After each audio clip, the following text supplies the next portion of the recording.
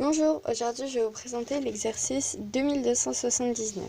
L'énoncé nous dit, on considère la parabole P d'équation y est égale à x carré moins x moins 10 et la droite D d'équation y moins 2x moins 1.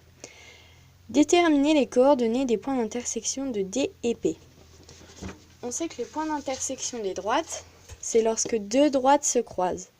Et nous, ce qu'on cherche, c'est les abscisses et les ordonnées de ces deux points. D'accord ? Donc, nous avons l'équation de P et l'équation de D. Nous, ce qu'on veut trouver, c'est quand P est égal à D. Donc, nous faisons une équation avec x carré moins x moins 10 est égal à 2x moins 1. Donc, vu que c'est du second degré, on fait est égal à 0. Donc, on repasse ces deux-là de l'autre côté. Donc, 2x deviendra moins 2x, moins 1. Donc, ça fera moins 3x. Et là, le 1 deviendra plus 1. Donc, moins 10 plus 1, c'est égal à moins 9. Est égal à 0. Ensuite, nous cherchons donc le delta. Donc, ici, A est égal à 1, B est égal à moins 3 et C est égal à moins 9. Donc, pour chercher le delta, on sait que c'est B au carré moins 4 fois A fois C. Donc, nous remplaçons nos lettres. Donc, 3 au carré moins 4 fois 1 fois moins 9. Donc, notre delta sera égal à 45. Donc, puisque notre delta est supérieur à 0, il existe donc deux solutions réelles.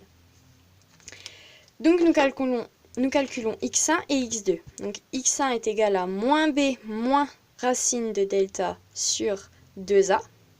Donc, nous remplaçons avec nos chiffres. Et ça sera égal à moins 1,85. Ensuite, nous faisons notre x2 qui sera égal à moins b plus racine de delta sur 2a. Donc, nous remplaçons nos lettres aussi et nous trouvons 4,85. Mais les x, ce sont bien nos abscisses et nous voulons les abscisses et les ordonnées. Donc,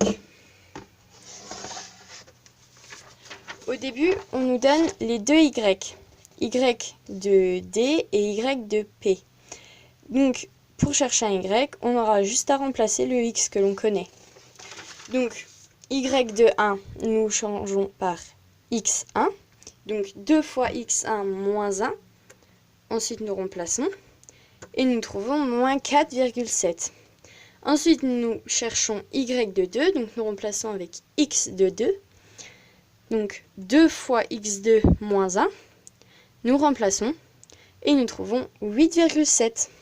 Donc, notre premier point d'intersection I1 aura comme abscisse moins 1,87 et comme ordonnée moins 4,7. Et notre deuxième point d'intersection I2 aura comme abscisse 4,85 et comme ordonnée 8,7. Voilà, c'était tout.